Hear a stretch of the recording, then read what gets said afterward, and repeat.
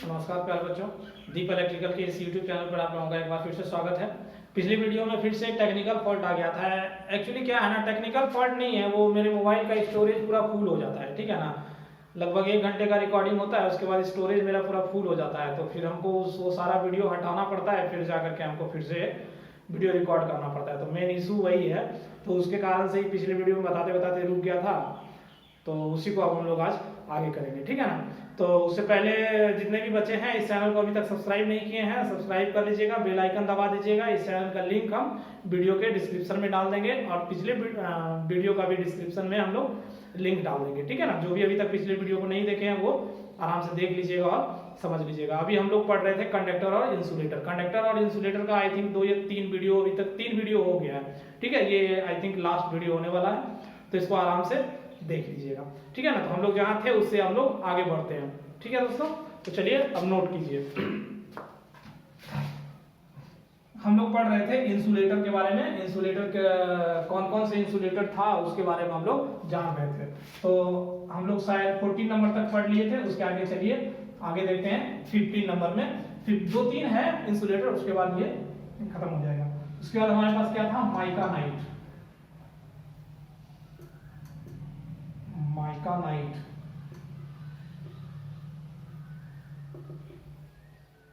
ठीक है ना।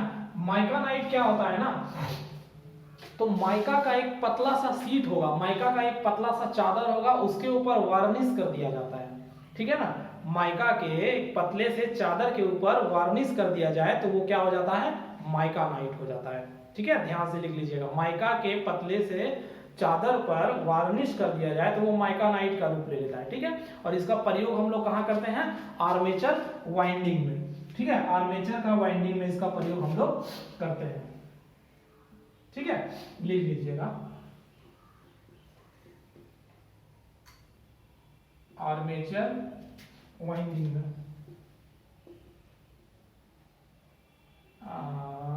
आर्मेचर वाइंडिंग का स्पेलिंग क्या होगा, हिंदी में थोड़ा दिक्कत हो जाता है।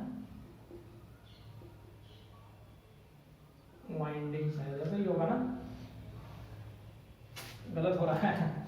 आर्मेचर का वाइंडिंग,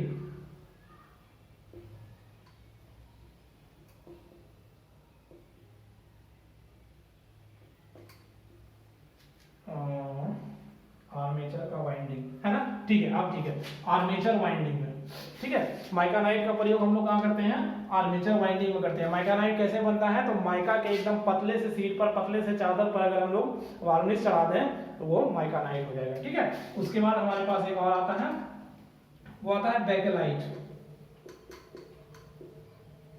बेकेलाइट,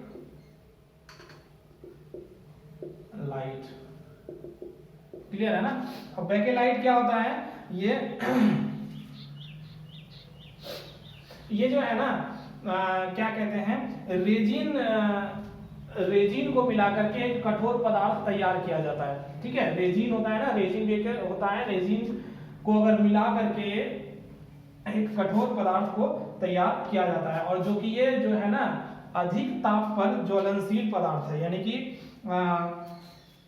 मतलब अगर अधिक से अधिक टेम्परेचर हो जाएगा ना तब जाकर के ये जलेगा, ठीक है। और इसका प्रयोग हम लोग कहाँ करते हैं, तो इसका प्रयोग हम लोग करते हैं स्विच बनाने में प्रयोग करते हैं, ठीक है। इसका बाद होल्डर, हम लोग बल्ब का होल्डर देखिए ना ऊपर में जो ब्लैक कलर का जिसमें बल्ब टांगते हैं, वो होल्डर हो गया, ये स्विच हो गया, वो सारा चीज हम लोगों का बेकेलाइट का बनता है। और ये भी जो है किसी भी आकार में आराम से ढल जाता है, क्लियर है ना। इसका उपयोग कहाँ करते हैं, बल्ब का होल्डर बनाने में, या फिर मान लिया जाए आपका स्विच बनाने में, ये सब चीज में इसका प्रयोग हम लोग करते हैं। और ये भी किसी भी आकार में ढल जाता है आराम से, ठीक है। अब एक लास्ट है, उसको देख लीजिए। लास्ट हमारे पास है लेदराइट पेपर।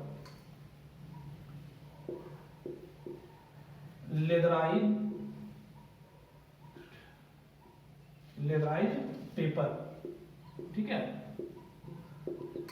लेदराइट पेपर, ठीक है।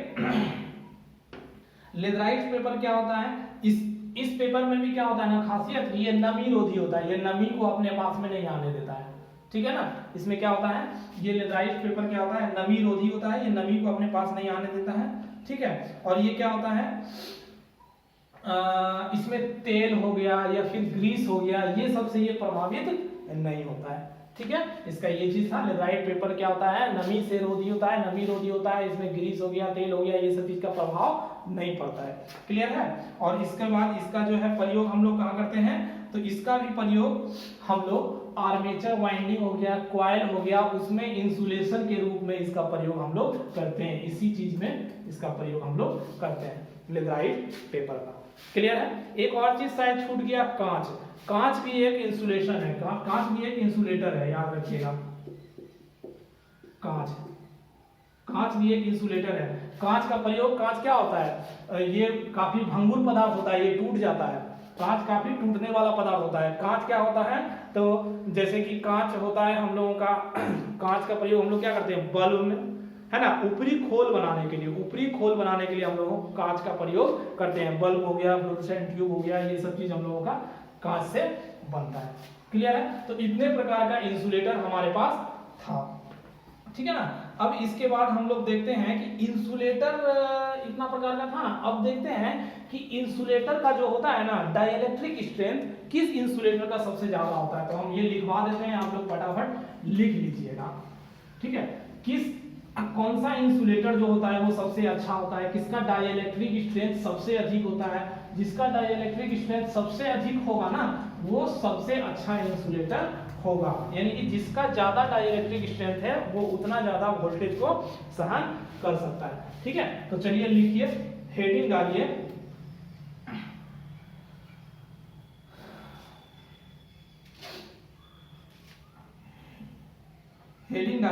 डाइइलेक्ट्रिक स्ट्रेंथ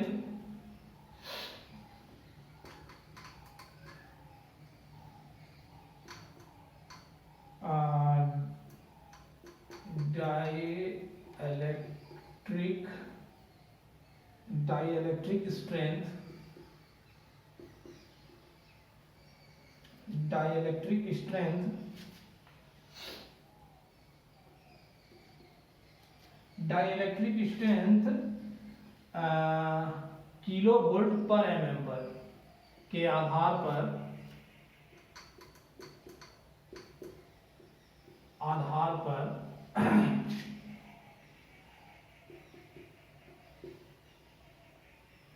इंसुलेटर का क्रम,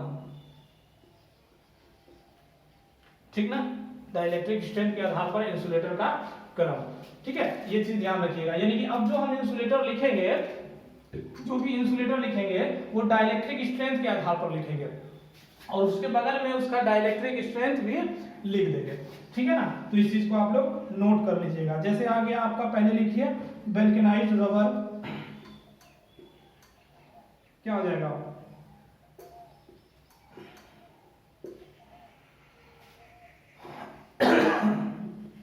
वल्केनाइज्ड रबर, इसका डाइइलेक्ट्रिक स्ट्रेंथ कितना है, तो 30 से 50 तक, है ना। 30 से 50 तक क्या, किलो वोल्ट पर mm, यानी मतलब समझ रहे हैं, ये जो बेकेलाइट रबर है ना, उसको जो है अगर 1 mm का, अगर वो 1 mm का वेल्केनाइज्ड रबर है तो उसका सहन शक्ति कितना है, वो कितना वोल्टेज को सह सकता है, 30 से लेके 50 किलो वोल्ट तक को वो सह सकता है। सोच लीजिए, ये हुआ कुचालक का सहन शक्ति कि कितना वोल्ट तक हम लोग सह सकते हैं, यानी कि इसका डाइइलेक्ट्रिक स्ट्रेंथ कितना है, 30 से 50, यानी कि 30 से 50 किलो वोल्ट तक वो सह सकता है 1 mm में, ठीक है। दूसरा आ जाइए, ऐसे करके हम लिखा देंगे, थोड़ा तेज लिख लीजिएगा, एवोनाइट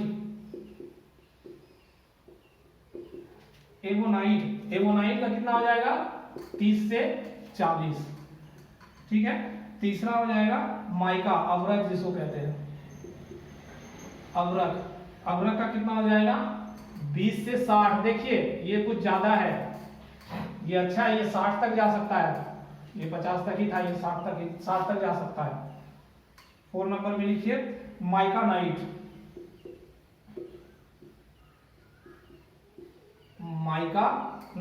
इसका कितना है, 20 से 40, थोड़ा फास्ट लिखिएगा।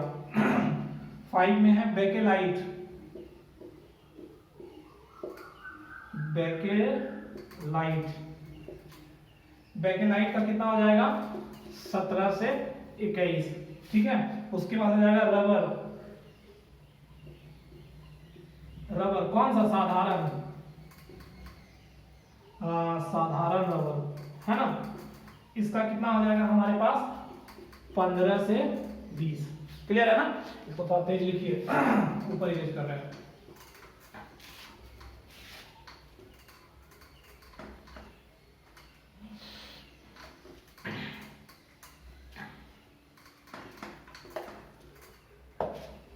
चलिए 7 नंबर में हमारे पास था लेदराइट पेपर,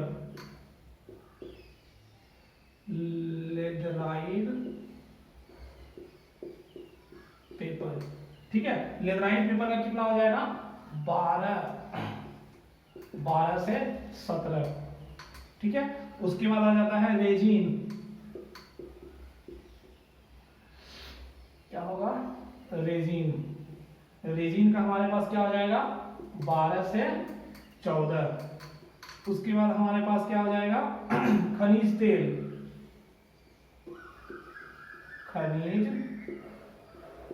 खनिज तेल का हमारे पास क्या हो जाएगा 10 से 16। क्लियर है ना। उसके बाद हमारे पास आ जाएगा पोर्सिलीन,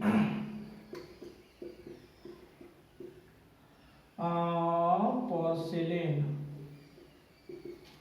पोर्सिलीन का क्या हो जाएगा हमारे पास 8 से 12। देखिए घटते चला जा रहा है, ठीक है ना, घटते चला जा रहा है, याद रखिएगा। उसके बाद है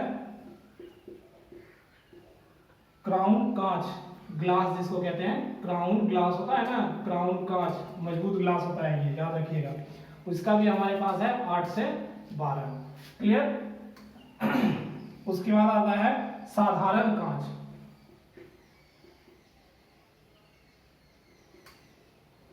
साधारण कांच। क्लियर है। साधारण कांच का हमारे पास क्या हो जाएगा 4 से लेकर के 6। क्लियर है ना। तो ये हमारे पास क्या हो गया इलेक्ट्रोलाइट के आधार पर ये इंसुलेटर है, ठीक है। इसके आगे और है 2-4, उसको भी लिख लीजिए।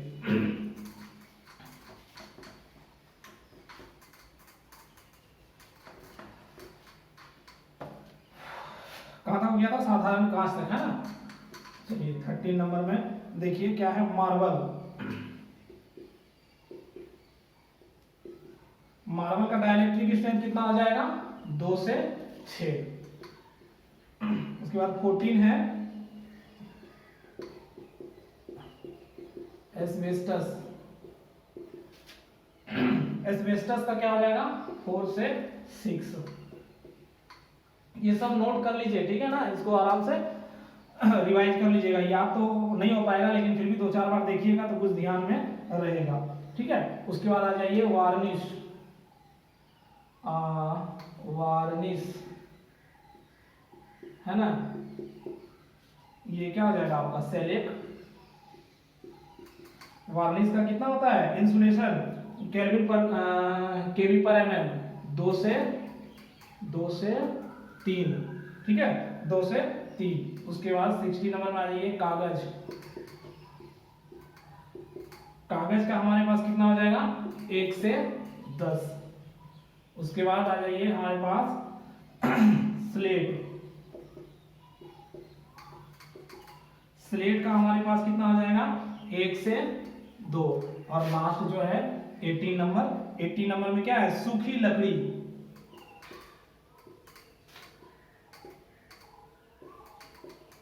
सूखी लकड़ी, सूखी लकड़ी का काफी कम है 0.4 से लेकर के 0.6 तक, है ना, ध्यान रखिएगा। इसका मतलब क्या हो गया मार्बल जो है 2 से 6 किलो वोल्ट पर एमएम तक सह सकता है। एस्बेस्टस क्या हो सकता है 4 से 6 किलो वोल्ट पर एमएम तक सह सकता है। इस प्रकार से इसको इस टेबल को अच्छे से नोट कर लीजिएगा। ये जो था इंसुलेटर, इंसुलेटर क्या था डाइलेक्ट्रिक स्ट्रेंथ के आधार पर इसका क्रम था, है ना, ऊपर से नीचे तक। क्लियर है। चलिए ठीक है, इसको इरेज करते हैं। इसके बाद हम लोग और थोड़ा सा ताप क्रम के आधार पर देख लेते हैं, है ना। इसके बाद हमारा ये कंडक्टर इंसुलेटर पूरा अच्छे से खत्म हो जाएगा। अब ताप क्रम के आधार पर हम लोग थोड़ा सा देख लेते हैं। चलिए इसको नोट कर लिया होंगे। चलिए नहीं नोट किया तो स्क्रीनशॉट ले लीजिए, हम आगे बताते हैं। चलिए ठीक।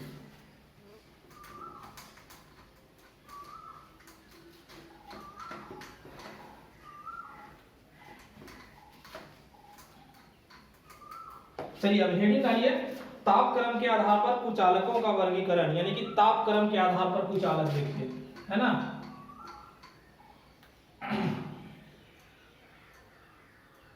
तापक्रम के आधार पर, क्लियर है।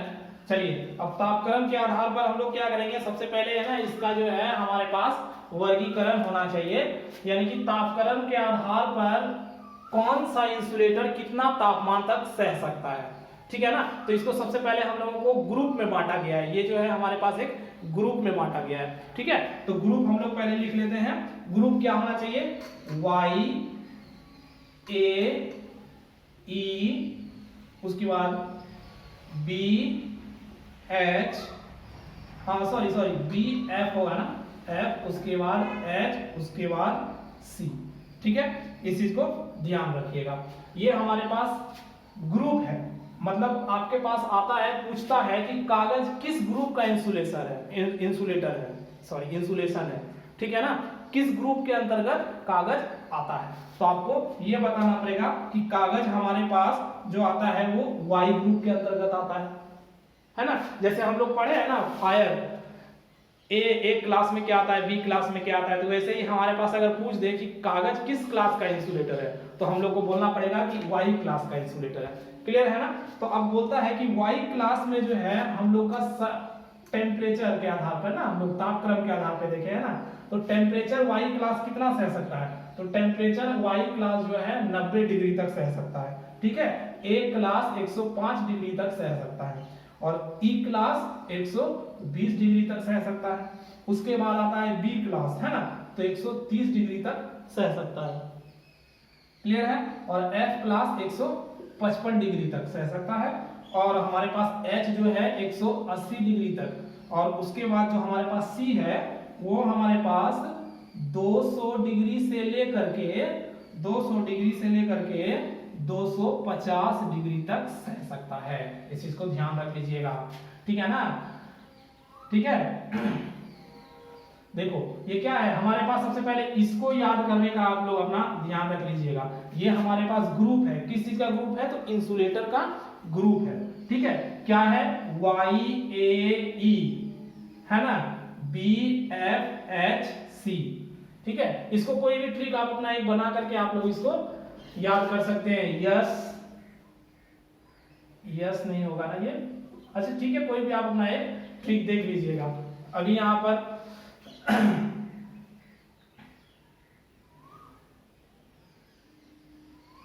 कुछ भी आप अपना देख करके इसको आप एक ट्रिक बना लीजिएगा, ठीक है। और इसका ये चीज याद रख लीजिएगा कि वाई ग्रुप कितना डिग्री तक सह सकता है, ए ग्रुप कितना तक, ई ग्रुप कितना तक। तो इस दोनों के बीच का देखिए आई थिंक 15-15 है, ठीक है, 15-15 है। उसके बाद हमारे पास इसमें आ गया 25 आ गया, है ना, इसमें 25 आ गया।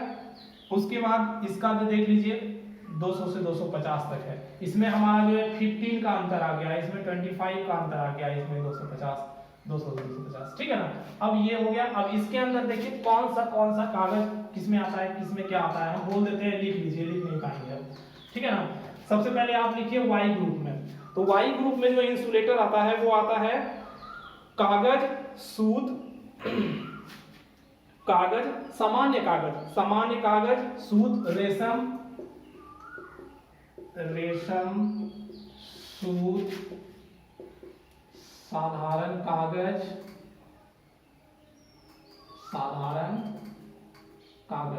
ये सब किस में आता है, वाई ग्रुप में आता है। इस चीज को एकदम ध्यान रखिएगा कि क्वेश्चन यही आता है कि साधारण कागज किस ग्रुप का है, तो वाई ग्रुप का है। वो कितना देर तक तापमान को सह सकता है, तो 90 डिग्री तक सह सकता है। रेशम किस में आता है, तो वाई ग्रुप में आता है। यही सब चीज पूछा जाता है, ठीक है ना।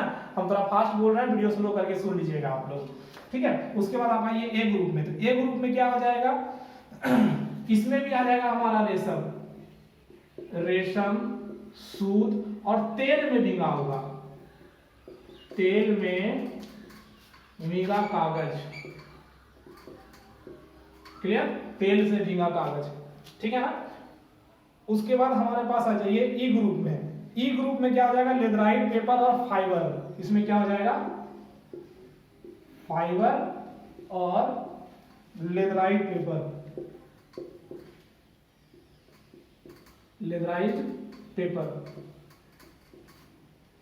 क्लियर है ना, कोई दिक्कत नहीं है। उसके बाद आ जाइए बी में।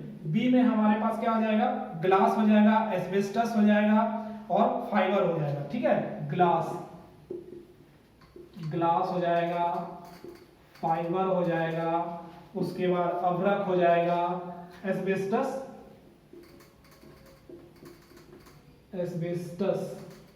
ठीक है, ये सब हमारा आ जाएगा डी ग्रुप में। इसको अच्छे से नोट कर लीजिएगा, अच्छे से याद कर लीजिएगा, ये बहुत इंपॉर्टेंट टेबल है इसलिए। ठीक है ना, उसके बाद आ जाता है हमारा एफ पर। एफ में क्या आ जाएगा, एफ में आ जाएगा फाइबर ग्लास एस्बेस्टस अभ्रक। ठीक है, इसमें भी हमारे पास क्या आ जाएगा, फाइबर ग्लास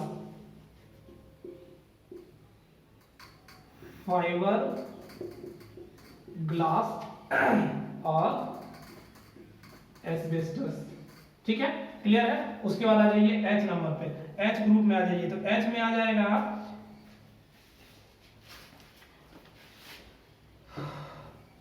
एच में आ जाएगा माइका और फाइबर ग्लास। ठीक है, इसमें भी फाइबर ग्लास आएगा, फाइबर ग्लास, और उसके बाद हमारे पास आ जाएगा माइका। ठीक है ना, तो ये सारा चीज किसमें आ जाएगा, फाइबर ग्लास, माइका, ये आ जाएगा एच ग्रुप में। ठीक है, इसके बाद हमारे पास आ जाता है सी ग्रुप। सी ग्रुप में आ जाएगा माइका आ जाएगा, चीनी मिट्टी आ जाएगा, कांच आ जाएगा, ये सारा चीज आ जाएगा किसमें, माइका लिख लीजिए इसमें, माइका, कांच, चीनी मिट्टी आदि। ठीक है ना, ये सारा चीज हम लोगों के सी ग्रुप में आ जाएगा। क्लियर है ना। ठीक है बच्चों, तो हम लोगों ने अभी तक क्या देखा, कंडक्टर, इंसुलेटर। कंडक्टर किसको कहते हैं, इंसुलेटर किसको कहते हैं, गुड कंडक्टर का गुण क्या है और एक अच्छे इंसुलेटर का गुण क्या है, कितने प्रकार के कंडक्टर हैं, कौन से कंडक्टर का प्रयोग हम लोग कहाँ करते हैं, कितने प्रकार के इंसुलेटर है, कौन से इंसुलेटर का प्रयोग हम लोग कहाँ करते हैं, तापक्रम के आधार पर, टेम्परेचर के आधार पर इंसुलेटर किसको, कौन सा इंसुलेटर को कहाँ रखा गया है, और उसके बाद हमारे पास क्या है, वोल्टेज क्या, डाइलेक्ट्रिक स्ट्रेंथ के आधार पे कौन से इंसुलेटर को हम लोग कहाँ रखें। ये सारा चीज हम लोग कंडक्टर और इंसुलेटर में देख लिए हैं। ठीक है ना, तो इसके आगे का क्लास हम लोग देखेंगे नेक्स्ट, और कुछ आगे कुछ बताएंगे। ठीक है ना, तब तक आप लोग जो भी अगर इस चैनल को सब्सक्राइब नहीं किए हैं तो चैनल को सब्सक्राइब कर दें और बेल आइकन दबा दें, ताकि इस चैनल में जितना भी वीडियो अपलोड होगा वो आप लोगों तक पहुंच जाए, और अपने फ्रेंड को भी इसके बारे में बताएं। और जो भी इससे पहले वीडियो नहीं देखे हैं उसका डिस्क्रिप्शन में हम लिंक दे देंगे, उस लिंक पर जाकर के क्लिक करके आराम से इस वीडियो को आप देख सकते हैं। ठीक है दोस्तों, फिर मिलते हैं अगले क्लास में, तब तक के लिए धन्यवाद।